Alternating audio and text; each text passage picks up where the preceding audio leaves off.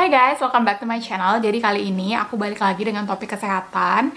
Dan topik yang akan aku bahas adalah topik yang pasti udah kalian semua pernah dengar atau tahu, yaitu amandel atau kalau bahasa kedokterannya itu tonsilitis.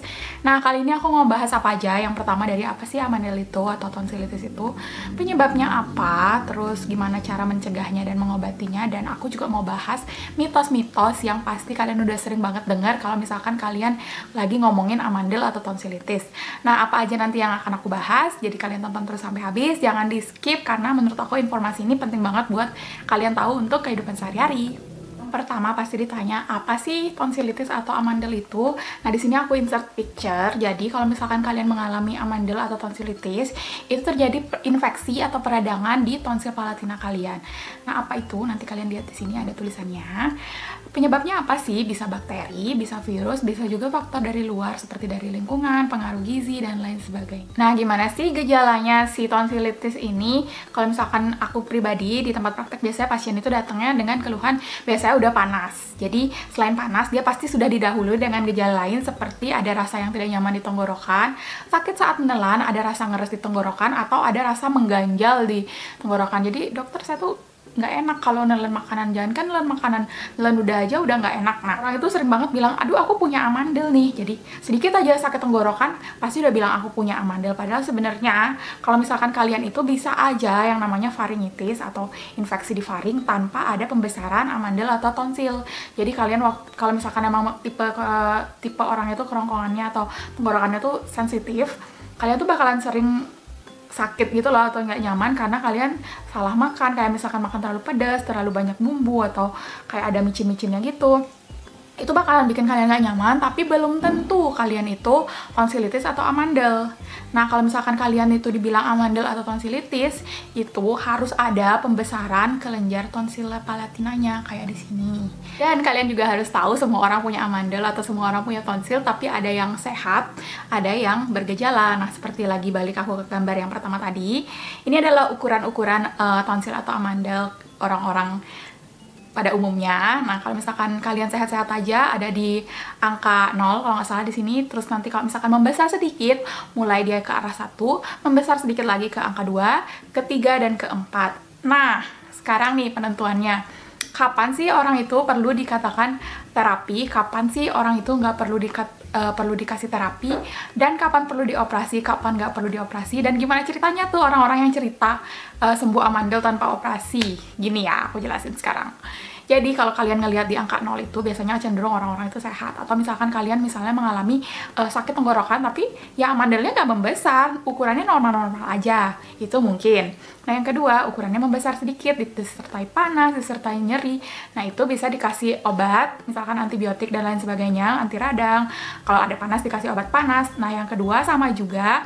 Yang ketiga, ini pasti udah memulai untuk menimbulkan gejala lain. Misalnya kalau tidur itu mulai ngorok, atau pas makan itu makanan tuh susah lewat. Kenapa? Karena ukurannya tuh udah besar. Kalian bayangin aja ukuran mulut kalian itu segitu. Dan ada yang tonsil yang di angka 3 ini, gimana tuh ceritanya makan bisa lewat? Kan gak mungkin ya. Nah, itu dia, kalian udah mulai mesti banget di terapi kalau misalkan tonsil kalian itu udah di T3 istilahnya. Di T3, di T4 itu sebaiknya sih di terapi dengan operasi. Jadi keep in your mind kapan kalian mesti dioperasi dan kapan enggak. Jadi kalau misalkan ukurannya masih T1, T2, T3, T4 juga semuanya itu kalau fase akut namanya, pas lagi radang, lagi merah, dan lagi sakit itu, kita nggak boleh ambil tindakan apa-apa. Kita harus tunggu mereka itu udah hilang dulu radangnya, dan baru kita lakukan tindakan selanjutnya kalau diperlukan dan kalau pasien setuju. Balik lagi ya. Satu lagi kunci yang harus banget kalian ingat kalau misalkan kalian dikatakan mengalami tonsilitis atau amandel, ukurannya akan segitu-segitu aja. Jadi nggak bisa dibilang sembuh, nggak bisa dibilang memburuk kalau ukurannya tidak bertambah. Gimana caranya tahu? Balik lagi ke chart ini yang ukurannya 1, 2, 3, 4 ini. Kenapa? Jadi kalau misalkan kalian lagi radang, bisa aja misalkan kalian 1 ya ukurannya nih. Kalian tuh pas lagi radang, kalian jadi 2. Nah, kalau kalian diobatin pakai antibiotik, mungkin dia mengecil jadi 1. Dari 2 itu ke 1. Atau dari 3 itu ke 2, mungkin. Tapi jarang sih, biasanya segitu-segitu aja. Tapi yang hilang itu apa? Kemerahannya. Jadi tanda radangnya udah nggak ada, sakitnya udah nggak ada, panasnya udah nggak ada. Nah, ukurannya mengecil apa nggak? Mengecil spesifik, maksudnya hilang jadi ke 0 ini nggak mungkin, kecuali kalian dioperasi. Jadi kalian itu jangan pernah berpikir bahwa kalau kalian sembuh itu, amandelnya itu mengecil. Bukan. Jadi dia tenang, tidak ada gejala. Nanti saatnya kalian salah makan atau salah minum lagi, kalian makan yang atau minum yang terlalu banyak pemanis buatan atau apa yang terlalu keras, atau misalkan kalian makan micin-micin yang ada pengawetnya banyak kayak gitu, kumat lagi.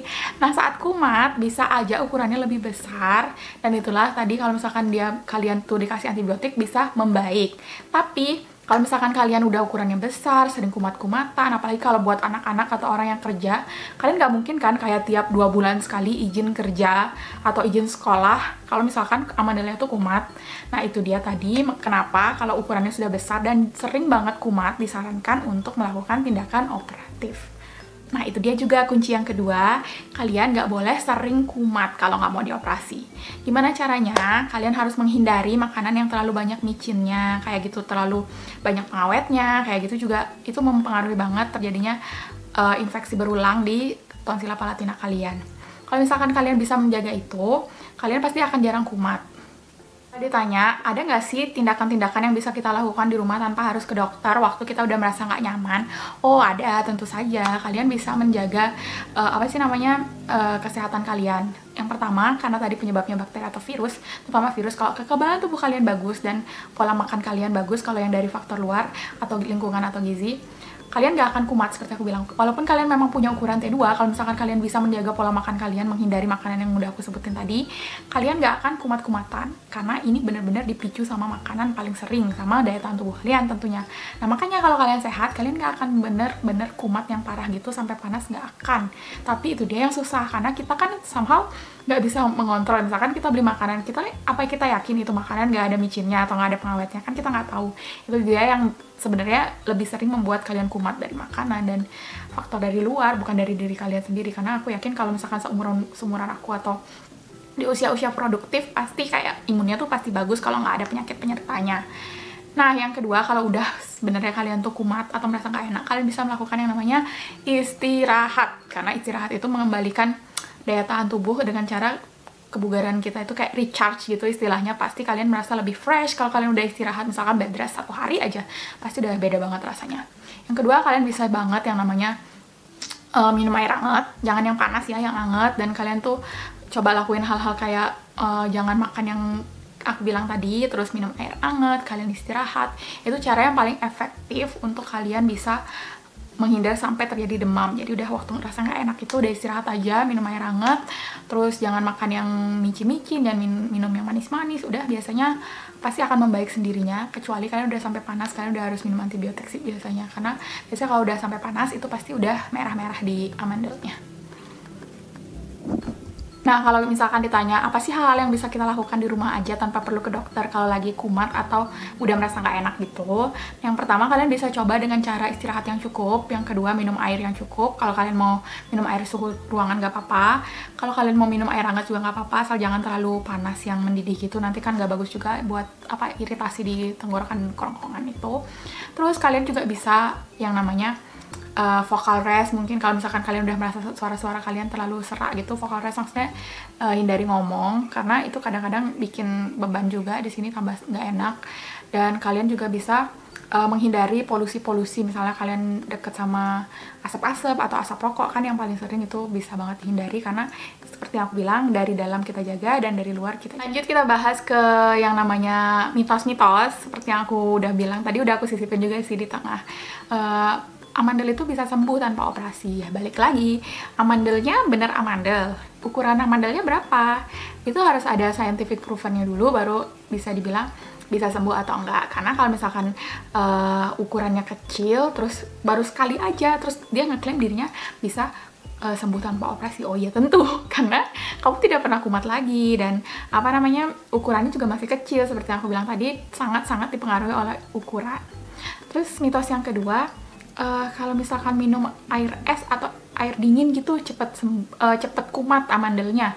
Nah, itu juga sebenarnya enggak, karena biasanya yang bikin amandel kumat itu gini yang ada pengawetnya yang aku bilang tadi. Dan mungkin benar aja minum air esnya ditambah sirup, ya iya itu ada perasanya. Biasanya itu juga bikin cepet kumat si radang atau amandelnya. Sekali lagi diingatkan, kalau radang bisa aja tanpa amandel, jadi radangnya di faring atau di laring. Kalau misalkan bilang amandel, harus ada pembesaran amandelnya. Nah, yang terakhir sering banget pasti ibu-ibu nanya, dok, tonsil itu kan salah satu sistem pertahanan tubuh. Nah, misalkan kalau anak saya dioperasi, berarti sistem pertahanan tubuhnya tuh menurun dong. Nah, ya itu sering banget pasti ditanya sama ibu-ibu yang udah melek sama fungsi-fungsi organ kan. Ini sebenarnya jawabannya bisa iya, bisa tidak. Nah, yang pertama, sebenarnya tonsil itu nggak cuma ada si tonsilla palatina, tapi ada yang lainnya. Nanti aku insert di sini. Tapi karena sekarang kita bahas amandel, kita bahas amandelnya aja dulu. Jadi misalkan kalau si amandel ini terus-terusan meradang, kan dia tidak bagus juga untuk si anak, karena justru itu dia yang bikin sistem pertahanan tubuhnya menurun kan saat si amandel itu kumat. Dan itu juga kenapa ada usia-usia tertentu yang dokter baru menyarankan nanti aja deh pas umurnya udah sekian. Nah, itu dia kenapa, karena saat seiring dengan anak itu bertumbuh, tentu saja sistem pertahanan tubuhnya kan meningkat. Jadinya itu sudah ada di perhitungannya dokter yang akan melakukan tindakan operasi. Jadi kesimpulannya gimana? Kalian itu yang pertama harus tahu dulu kalian itu benar-benar mengalami amandel atau enggak, ada pembesaran di amandelnya atau enggak. Yang kedua, ukurannya berapa, jadi kalian bisa tahu nanti kalau kumat itu gimana sih nanti pencegahannya, mesti selalu ke dokter atau kalian bisa melakukan hal-hal yang dilakukan di rumah tadi seperti yang aku sarankan. Yang ketiga, jangan terlalu termakan sama mitos-mitos. Lebih baik kalau misalkan sering sakit, apalagi sampai panas, konsultasi ke dokter. Kalau misalkan nanti kata dokternya aman nih, nggak perlu dioperasi, atau ukurannya kecil nih, atau ternyata cuma faringitis aja, kan bisa aja. Tapi sering banget faringitis karena memang sensitif gitu tenggorokannya, bisa aja. Makanya jangan berasumsi sendiri, lebih baik konsultasi ke dokter, karena sekarang pelayanan kesehatan udah banyak banget, mulai dari puskesmas dan lain-lain. Dan tetap jaga kondisi, karena kalian tahu sekarang lagi banyak banget virus yang bertebaran di luar. Selalu jaga kondisi, jaga jarak dengan orang, selalu jaga kebersihan diri sendiri dari manapun kalian berada. Aku harap info ini membantu buat kalian yang masih bingung tentang amandel, dan aku harap info yang aku berikan cukup jelas. Kalau ada yang mau ditanya lagi, boleh banget tanya di comment box atau di mana aja. Kalian tahu di mana bisa menemukan aku di description box. Makasih banyak buat kalian yang udah meluangkan waktunya untuk nonton video aku. I hope I will see you on my next one.